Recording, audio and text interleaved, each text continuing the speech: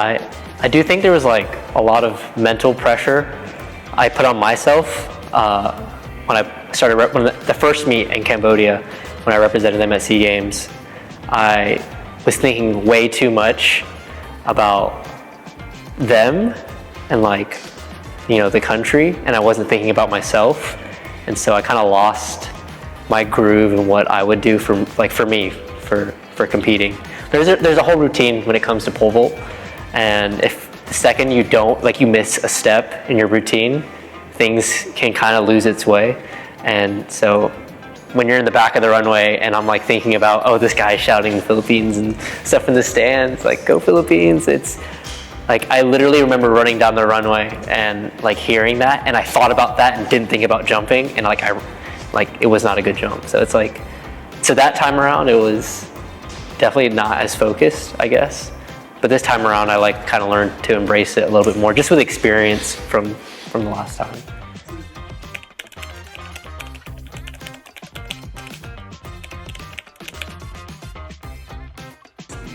Yes, it's definitely way different. There's just a lot more pressure to do well, especially, I mean, not that there's like an extra pressure for being a Phil-Am, but like there is like a little bit. Like, it's kind of in the air that like you have to do better, and like you should be doing better. And I don't know. Yeah.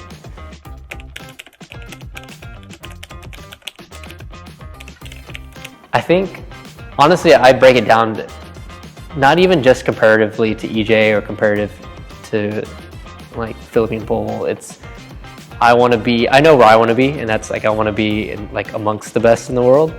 And so always shooting for that stars, like for those stars. Being top 50 in the world means you can go to the World Championship or the Olympics. And so that's mainly the goal. I'm always putting myself, how am I doing compared to everyone else in the world, not just within, I guess, just that realm of, or that, like, EJ. It's more than that, you know? So Olympics is kind of... That's, I mean, mainly because that's my dream. That's my goal, is to make it to the Olympics and represent like the Philippines on the biggest stage possible. And that's the Olympics. And so any way that I can come close to that is how I kind of base everything, focus on myself.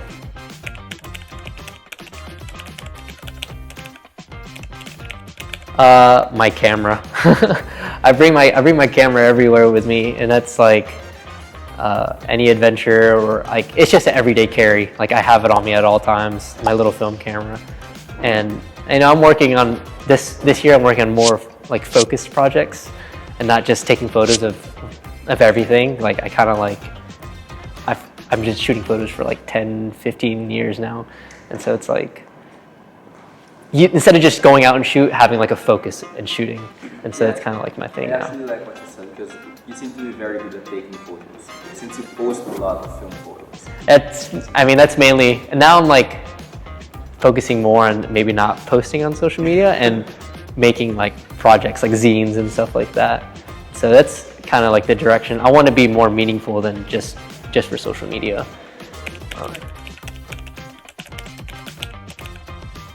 I think analog in general is like, specifically, I kind of found my camera. I don't want to say it, but but the MU1, the Olympus MU1, is like, I always feel like it captures what I see with my like eyes in real life, like at that moment, like the best. And so that's why I like that camera specifically. And the film changes from time to time, but I just like how they feel as opposed to just how it looks too. For me, because it's like how I see it. And I don't know, it's like a special memory for me to keep whenever I take those photos and stuff, I guess.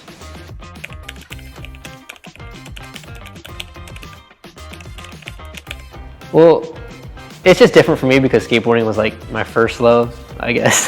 Before pole vaulting, it was skating. And what I like about both is that they both have like a really cool community to always be around, like a positive community. Oh, for me, it's a positive community.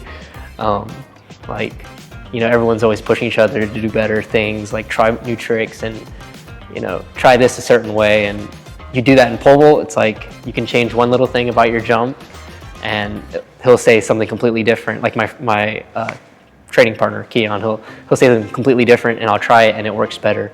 And you do the same thing with skateboarding. It's like, that's kind of why I like both of them. They're kind of the same kind of community, I guess.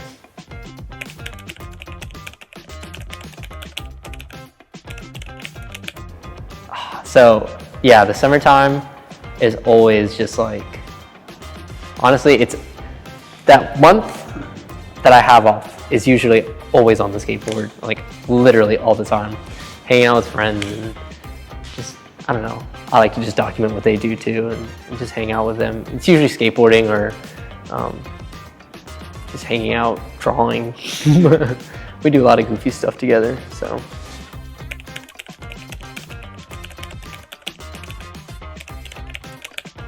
Like in my household?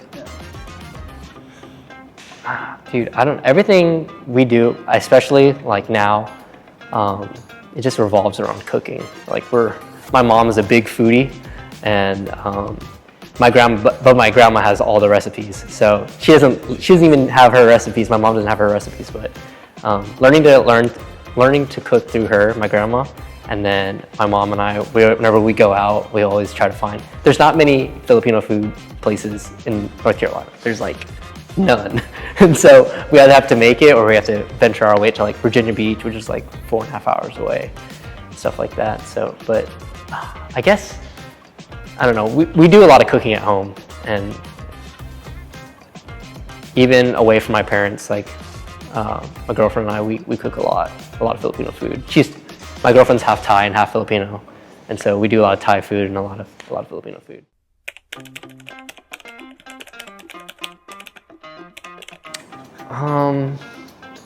You know, it changes. With the reason. But I love breakfast. Like, I'm a big breakfast, so like, literally, I could eat corned beef, and corned beef, rice, and eggs is like my favorite. Yeah, and then or like longanisa, eggs and rice, like all the breakfast combos you can think of. That's literally like, I live for breakfast. I could eat breakfast for lunch, breakfast for dinner, breakfast for, I don't know. I'm a big breakfast person for sure.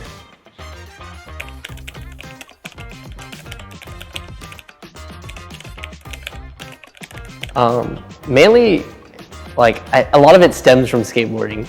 Like a lot of it does.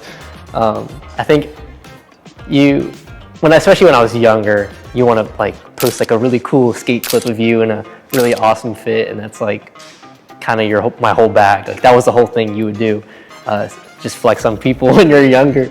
But I don't know. I kind of like that community. Like they always dress like, to me they look cool. To other people, and they're like, that guy looks homeless. But to me, it's like cozy, it's cool, it's comforting, and it's not too in your face. And so that's kind of like the style that I like the most, is like just cozy, not in your face, but like still clean in a certain way. Like I love vintage clothes with like holes in it and distress. You know what I'm saying? Like, yeah, like that's cool to me, but a lot of people it's not cool. I don't know.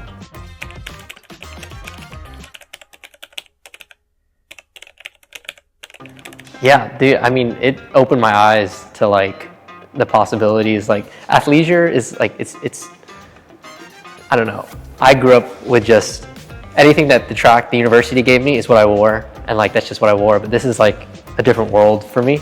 Now I can mix both of my worlds, where it's like comfort and like cool and chill, and like while also being stylish at the track and stuff like that. So it's a perfect blend of my two worlds coming to like right now, I guess.